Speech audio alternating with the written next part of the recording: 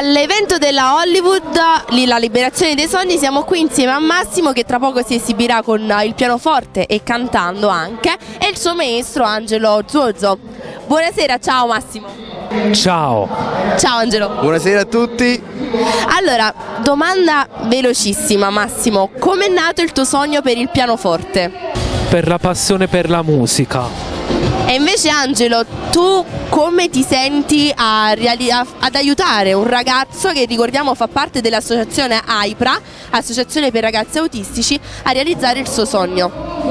Allora, c'è da premettere che io nasco come pianista, musicista, poi col tempo ho scoperto questo nuovo ramo che si chiama musicoterapia e io, amante della musica e amante di poter aiutare sempre il prossimo e in particolare questi ragazzi in difficoltà, quale connubio migliore che era appunto la musicoterapia. Massimo è un portento, pensate che questo ragazzo non riusciva nemmeno a mettere un dito sulla tastiera, l'anno scorso siamo riusciti a esibirci e a suonare. Quest'anno ci sarà una bella sorpresa perché oltre a suonare canterà pure, quindi canta e si accompagna da solo contemporaneamente. Allora noi Massimo ti auguriamo in bocca al lupo per la tua esibizione e Angelo complimenti per quello che stai facendo. Un saluto agli amici di Street News, dici ciao.